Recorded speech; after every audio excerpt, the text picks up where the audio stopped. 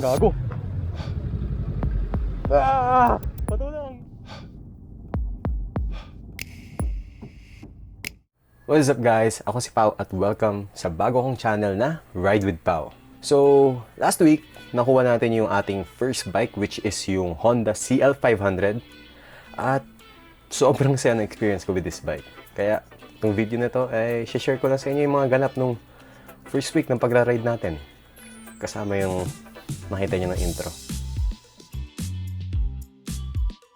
Siyempre, day 1. Ito yung araw na pinaka-inaantay ng bibili ng big bike, which is yung pagkuha ng motor sa dealership. Masasabi ko na ibang klase yung feeling na hawak mo na yung susi. Parang nasa panaginip ka. Hindi ka makapaniwalang ito na yun. Tapos nung nire-ride ko siya papuntang gasolinahan, kahit mausukan ako ng jeep, ng truck, masiksik, matraffic konti, ang sarap pa rin sa pakiramdam na hawak mo yung motor, nire-ride mo na siya. Yun lang naman, wala masyadong ganap ng day 1 kasi talagang labas lang ng dealership, pagas, tapos uwi. Dealership, pagas, uwi. Yun lang ang ginawa ko ng day 1. Day 2. So, alam nyo, hindi lang ito yung first big bike ko. Ito talaga yung first motorcycle ko ever. And I still consider myself as a beginner rider kasi up until this point in time, 6 months pa lang ang experience ko sa pagmumotor. Kaya naisip ko na dapat ang focus ko ay still safety nung motor and sarili ko. Kaya nung day 2, dumiretso ako sa Crash Guard Philippines sa may Antipolo para magpagawa at magpasukat ng crash guard. Yung crash guard, para na siyang armor ng bike mo at sarili mo na rin. In case na may aberya, tumumba, masasalo ng crash guard yung motor and ikaw, hindi ka maiipit nung motor mo. Lalo na big bike ito, mabigat-bigat siya, 190 kilos. Kaya itong day 2, pagpunta namin sa Crash Guard Philippines, sukat lang talaga ginawa. Hulma talaga yung crash guard para sa motor natin. Pero kahit hindi pa siya yung final, fitting pa lang siya, okay na siya tignan agad. Nagdagdag na nga ng aesthetic yung crash guard, may extra protection pa. Day 3. Well, night 3. Ito yung night ride with the Rat Boys. So, first group ride na kasama yung CL500. Munti ka pa nga maudlot to kasi ang usapan is 8 PM kami magra-ride out and around 6:30 or 7 biglang umulan. Buti na lang, before 8, tumigil yung ulan. Tapos, titignan namin yung kalangitan. Parang wala na masyadong ulap. Kaya, tinuloy namin yung night ride na to. Iba talaga yung vibe ng gabi. Ano yung mas tahimik, mas chill, mas enjoy yung ride. Madami-dami kami nag-ride papunta sa Bridgetown, dun sa may Pasig. And dun kami kumain sa may Mercato Central dun. Tamang kwentuhan lang at parang mini celebration na rin siya nung group para sa aking bagong motor. Day 4. So, around this time, nag-upload na ako tungkol sa bagong motor. May tropa akong nag-comment na pwede raw niya ipairam muna sa akin yung action cam niya kasi hindi niya ginagamit. Kaya sabi ko, sige, pairam. Kaya yun, nung day 4, dinala niya sa akin yung action cam which is yung DJI. Ayan, tinest ride ko. And nag-upload ako dito sa channel na to which is yung Village Loop ata yung title ko. Ayoko lumayo nun. Gusto kong i-test ride talaga yung camera kaso may bagyo ng panahon na yun. Kaya ayoko lumayo in case na bumagyo ulit. Safe pa rin tayo.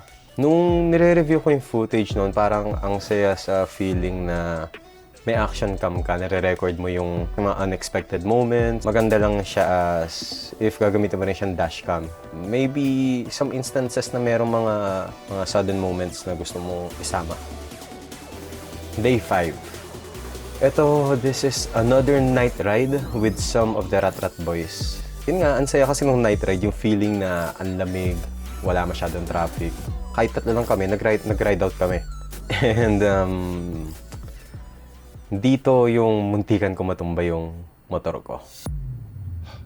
Nung palabas kami ng gasolinahan kasi nun, yung kalsada ng gasolinahan is lower than yung main road. Ang nangyari is, yung ginawa ko is yung front wheel ko, nilagay ko muna dito sa main road. Then, nag-check ako ng oncoming traffic. Tapos, nung nakita kong clear, kinabig ko agad yung motor to the right. Ang problema is, nung pag-release ko ng clutch, nakulangan ako ng throttle. Doon sa uneven ground, lalo na yung kanal, pumunta doon yung rear tire ko. And nagulo yung balance ng motor. And syempre, since nakakabig or naka-turn na ako to the right, yung bigat ng motor, yung weight ng motor, went all the way to the right. Kaya makikita niyo sa video talagang bumaba yung motor na ganun. So, buti na lang talaga si Reynald is ready makatulong, kakatapos lang niya magpahangin, kaya naka-action agad siya. So yun, nag-sink in talaga na beginner pa rin ako at kailangan ko pang mag-ingat sa bagay-bagay. Kaya buti na lang yung next day talaga is yung day na ikakabit yung crash guard. Day 6, officially, ito na yung araw na ikakabit yung crash guard. Pumunta ulit kami sa Antipolo, sa Crash Guard Philippines. And yun nga, tapos na yung crash guard. Kasi sa Crash Guard Philippines talagang pulido kasi gawa. Kasi several days nila gagawin yung crash guard. So nung ready na yung crash guard, talagang pumunta na ako doon.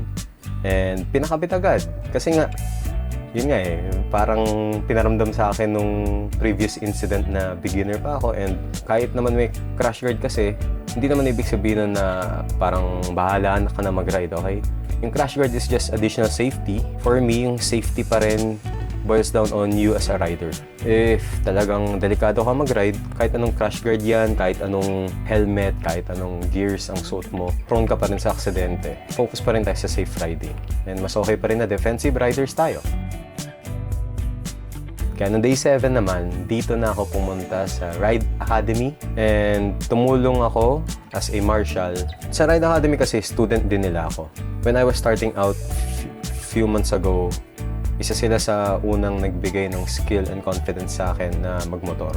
Even though naging estudyante na nila ako, alam ko sa sarili ko na madami pa rin dapat akong matutunan. Kaya pumunta ako doon para tumulong, magturo, pero at the same time pumupunta rin ako doon para matuto kasi pagka free yung track na kapag practice session doon, mas natatry ko yung tamang maneuvering. Doon din sa araw na yun, day 7, doon ko rin nagamit yung CL500 sa mga drills, sa course. Kaya doon ko talaga parang mas nagamay. Well, hindi ko pa siya completely gamay, pero mas na-practice ko na using the CL500 kasi iba talaga pag kinilala mo yung motor mo. Yun ang first week ng CL500. Sobrang saya, sobrang daming experience. Sinulit ko talaga yung 7 days. And nagpahinga lang tayo konti dahil naghintay tayo ng ORCR pero dumating na. Nagpagawa na tayo ng plaka. Kaya makakalabas na tayo, makagawa pa tayo ng content. And hopefully, mag-subscribe kayo and mag-like dito sa video na to. Abangan nyo yung next upload. Maraming salamat. Kita-kits tayo sa next ride. Peace!